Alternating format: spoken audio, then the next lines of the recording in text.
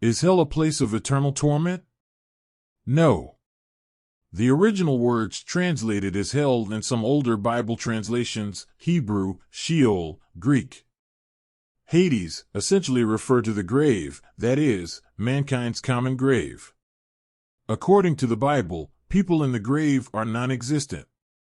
Because the dead are unconscious, they are unable to feel pain. Whatever your hand finds to do, do with all your might, for there is no work nor planning nor knowledge nor wisdom in the grave, where you are going. Ecclesiastes 9 verse 10. The sounds of pain do not fill hell. The Bible, on the other hand, says, "Let the wicked be ashamed, and let them be silent in the grave." Psalm 31 verse 17, KJV. Let me not be confounded, O Lord, for I have called upon thee. Let the wicked be ashamed, and be brought down to hell. Psalm 30 verse 18, Duerims, the dead do not praise Jah, nor do any who go down into the silence of death. Psalm 115 verse 17. The penalty for sin is death, not torment in a fiery hell, according to God. God warned the first man, Adam, that breaking God's law would result in death.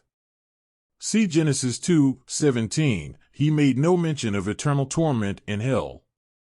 After Adam sinned, God revealed his punishment, dust you are, and to dust you will return. Genesis 3 verse 19. He would cease to exist. If God was really sending Adam to a fiery hell, he would have said something about it. God has not changed the penalty for breaking his laws. The wages of sin is death, God inspired a Bible writer to say long after Adam sinned. Romans 6 verse 23, no additional punishment is warranted because the one who has died has been acquitted from sin. Romans 6 verse 7. God despises the concept of eternal torment. Jeremiah 32 verse 35. This notion contradicts the Bible's teaching that God is love. 1 John 4 verse 8. He desires that we worship him out of love rather than fear of eternal torment. Matthew 22 verses 36 to 38. Does hell represent separation from God? No, the doctrine that the dead are conscious of being separated from God contradicts the Bible, which clearly states that the dead are not conscious of anything. For the living know that they will die, but the dead know nothing at all, nor do they have any more reward, because all memory of them is forgotten. Ecclesiastes 9 verse 5.